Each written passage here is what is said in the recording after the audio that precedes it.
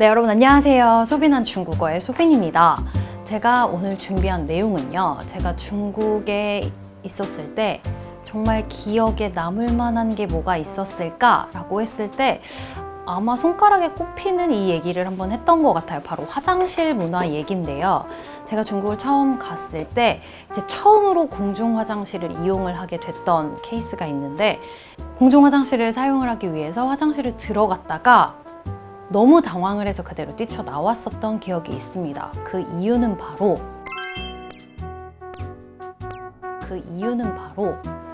문이 없었어요. 네, 그러니까 저는 공중 화장실 이용을 하기 위해서 들어갔는데 용변을 보고 있는 사람이랑 눈이 마주친 거예요. 대변이에요, 소변이에요? 다들 그러니까 다 다르죠, 상황이. 여러 명이서?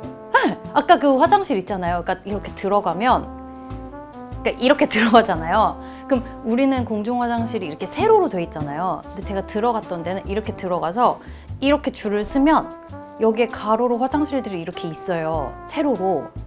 근데 칸막이만 있고 문이 없으니까 이 여러 명이랑 아이 컨택이 다 가능한 상황에 줄을 서고 있는 거예요. 그러니까 이게 다 보인다니까요. 어떻게 그거를 도망 나왔다니까요, 진짜로. 그 칸막이조차 없는 데도 있대요. 네, 더 시골로 가면 그렇대요. 근데 북경은 칸막이만 있었어요.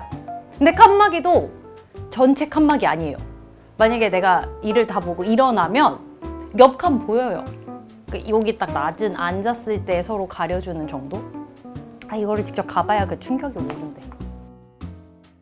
그 뒤로 저는 공중 화장실을 잘 사용을 할래야 할 수가 없는 상황이었는데, 나중에 알고 보니까 그게 중국의 전통이라고 할 건 없지만 그 화장실의 일반형적인 모양이더라고요. 왜 도대체 이거는 개인 프라이버시인데 문이 없을까라고 해서 내용을 좀 알아봤더니요, 중국의 독재가 심할 때는 개인 화장실을 폐쇄하고요, 공용 화장실을 이용을 하게끔 나라에서 시키기도 했다고 해요. 또 어떤 기록을 찾아보니까 그 화장실에 있는 사이에 정치적 보복을 당하는 상황 역시 화장실에서 있었다고 합니다. 그래서 문을 없애고 칸막이만 설치를 한다거나 그 칸막이조차 존재하지 않는 화장실의 형태가 생겨났다고 하네요. 수치심이나 그냥 그게 문화니까 딱히 수치심이나 이게 내 개인 프라이버시를 침해받고 있구나라고 생각을 안 하는 것 같아요. 만약에 했으면 문제가 됐었겠죠? 그냥 제 개인적인 생각으로는 중국이 공산 국가잖아요. 나라에서 시키면 다 하거든요. 그러니까 예전부터 그래 왔으니까 그냥 당연하다고 받아들이는 것 같아요. 이게 잘못됐다, 우리 사생활 침해다, 우리 개인 프라이버시가 없다라고 인지 자체를 아예 못하는 것 같아요. 그렇지 않을까? 자, 어떻게든 죽을 힘을 짜내서 집까지 참고 가야 돼요. 집이 가장 안전해. 인터넷에 그런 거 올라와요. 이거 실화라고? 에이, 거짓말. 이런 것도 있어요. 네, 그래서 2008년도 올림픽 이후에는요, 이 화장실 문화가 많이 개선이 되기도 했어요. 문이 생기거나 그 칸막이가 없는 곳에는 칸막이가 생겼다거나. 하지만 중국의 계속되는 경제 발전에 따라서 시진핑 주석이 이 화장실의 심각성을 조금은 깨닫고요, 2015년에 화장실 혁명을 주도를 했습니다.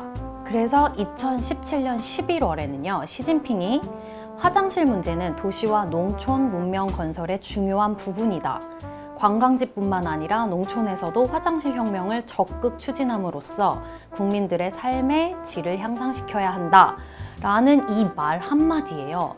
북경 외곽의 퉁저우라든지 이런 도시들이 너나 할 것 없이 화장실을 고급스럽게 더 좋아 보이게 만드는 데 서로 경쟁력이 되면서 혈안이 됐다고 합니다.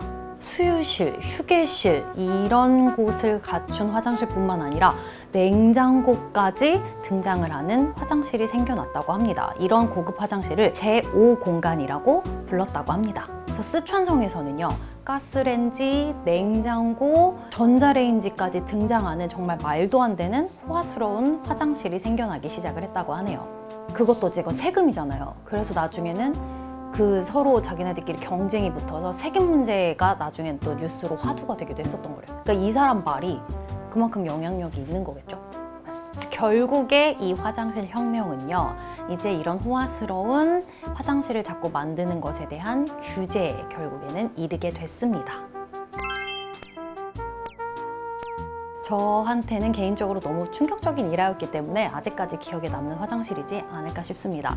해서 오늘 제가 준비한 내용은 여기까지고요. 오늘 영상 역시 재밌었다면 구독과 좋아요 부탁드리겠습니다. 저는 지금까지 소빈한 중국어의 소빈이었습니다. 우리 다음 시간에 또 만나요. 바이바이.